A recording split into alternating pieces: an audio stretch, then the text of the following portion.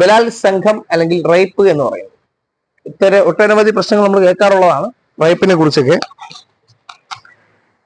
അതില് പ്രധാനമായും പഠിച്ചിരിക്കേണ്ട കാര്യം, ഇതിൽ പറയുന്ന കാര്യം, ഒരു പുരുഷന്റെ സെക്സ് ഓർഗനോ, ലിംഗം, അല്ലെങ്കിൽ മറ്റെന്തെങ്കിലും ഒരു പദാർത്ഥം, ഇത് സ്ത്രീയുടെ യോനി പോലെയുള്ള പ്രൈവറ്റ് പാർട്ടുകളിൽ കയറ്റാൻ ശ്രമിക്കുകയോ മറ്റൊരാളെ കൊണ്ട് കയറ്റിപ്പിക്കുകയോ ചെയ്താലും, തൻ്റെ വായുഭാഗം സ്ത്രീയുടെ പ്രൈവറ്റ് പാർട്ടിൽ ടച്ച് ചെയ്യുകയൊക്കെ ചെയ്താലും ഇപ്രകാരം BNS 63 പ്രകാരം കുറ്റകൃത്യം ചെയ്തതായിട്ട് റേപ്പ് ചെയ്തതായിട്ട് കണക്കാക്കും. ഇതിലൊരു 7 വിവരണങ്ങൾ, എക്സ്പ്ലനേഷൻസ് പറയുന്നുണ്ട്.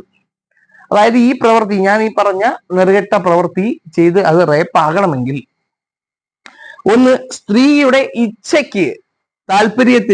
ഇച്ഛയ്ക്ക് വിപരീതമായ രീതിയിൽ ചെയ്താൽ, താല്പര്യമില്ലാത്ത ഒരു സ്ത്രീയെ ഇങ്ങനെ ചെയ്താൽ, ഇനി താല്പര്യത്തോടെ ഇരിക്കുന്ന ഒരു സ്ത്രീയെ